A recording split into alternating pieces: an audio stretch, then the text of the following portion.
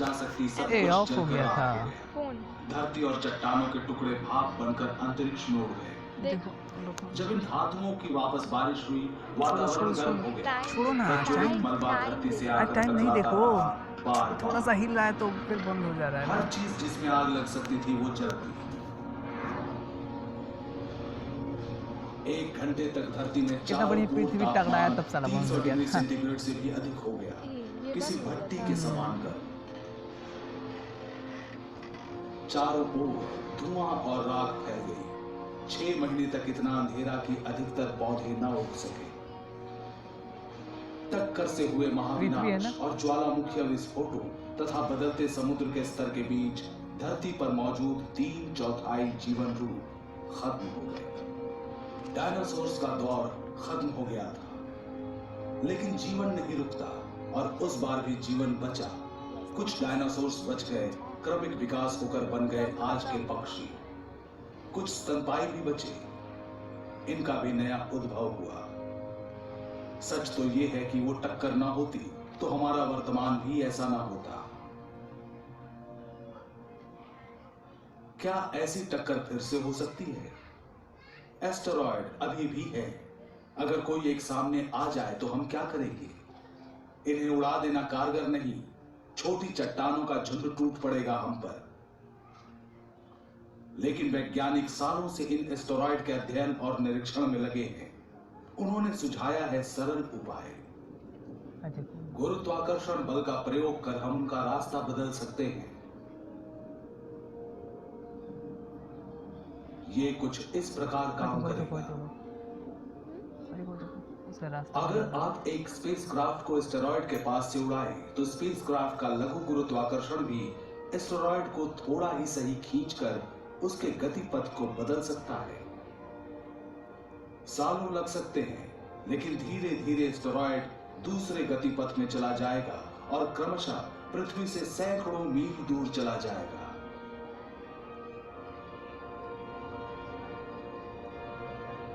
कुछ 100 मील की दूरी भी काफी नहीं है, लेकिन हमारी सुरक्षा के लिए पर्याप्त है।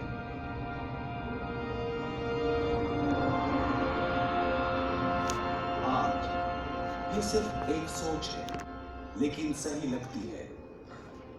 वैज्ञानिक कहते हैं हमारे लिए यही सर्वश्रेष्ठ उपाय है। किसी दिन आप में से कोई एक और बेहतर उपाय सोच लेगा, जो महाकाश के इन अजूबों से धरती की सुरक्षा कर पाएगा। हम जानते हैं कि एक टक्कर से चंद्रमा का जन्म हुआ और वो टक्कर आज हर रोज सूर्य को ईंधन देता है।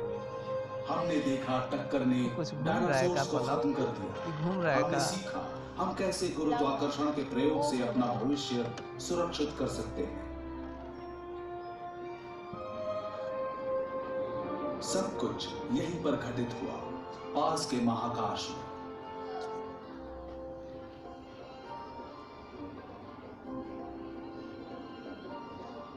लेकिन बाकी ब्रह्मांड का क्या और भविष्य का क्या? महाकाशीय टक्करों का क्या असर होगा हम पर?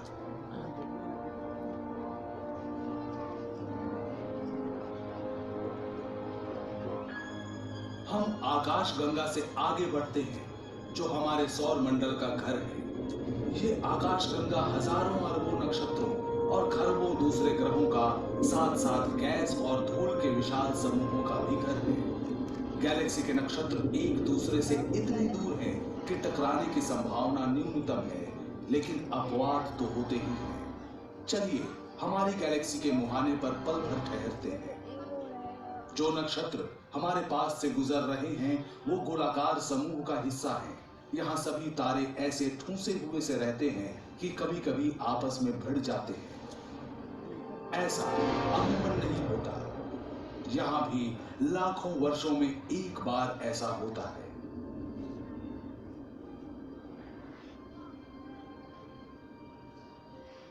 चलिए हम आकाश गंगा से निकलते हैं और जल्दी से पूर्वालोकन करते हैं कि हमारी गैलेक्सी, हमारे ब्रह्मांड के भविष्य में क्या है।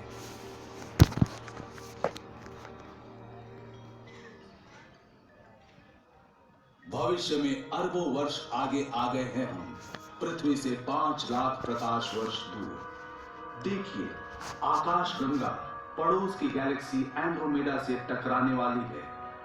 हमने इस दृश्य की गति बढ़ा दी है। आप हर सेकंड में प्रकाश वर्ष की गति से बढ़ रहे हैं। ब्रह्मांड की बाकी चीजों की तरह गैलेक्सी भी भ्रमणशील है। हालांकि एक दूसरे से काफी दूर है, पर गुरुत्वाकर्षण इन्हें बांधे रखता है। ये दो विशाल गैलेक्सियां एक दूसरे के इर्द गिर्द घूमकर महाकाश में नृत्य प्रस्तुत करेंगी। नजरें मिलाकर कभी पास आएंगी, कभी दूर जाएंगी। इन गैलेक्सियों में नक्षत्र और ग्रह दरअसल टकराते नहीं हैं। ये बहुत दूर होते हैं। वैज्ञानिक मानते हैं कि ये पास आकर गुजर जाएंगे। आपस में टकराएंगे गैस और धूल, जिनसे दोनों गैलेक्सी भर जाएंगी।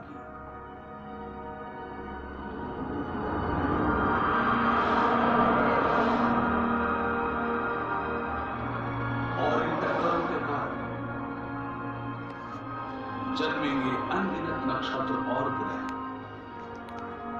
होगा ये कि आज से अरबों वर्ष बाद आकाश गंगा और एंड्रोमेडा मिलकर नई विशाल गैलेक्सी बन जाएंगी।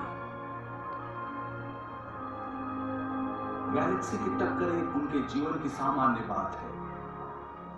सच तो यह है कि हमारी गैलेक्सी भी दूसरी छोटी गैलेक्सियों की टक्कर से बनी है। इन टक्करों के बिना आकाश गंगा का अस्तित्व नहीं होता और शायद हम भी नहीं होते।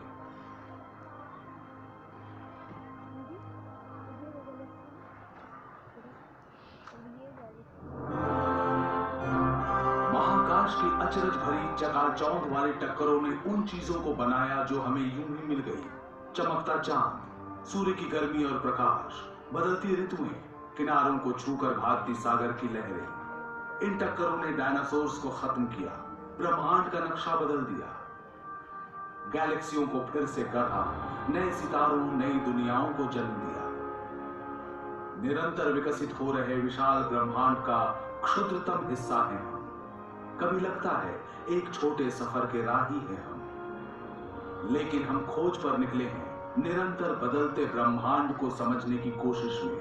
और कुछ नहीं पता कि टकरावों के चलते बनते बिगड़ते इस ब्रह्मांड में हमारी अदम्य जिज्ञासा के कारण अगली बार किस सच से टकराएंगे हम।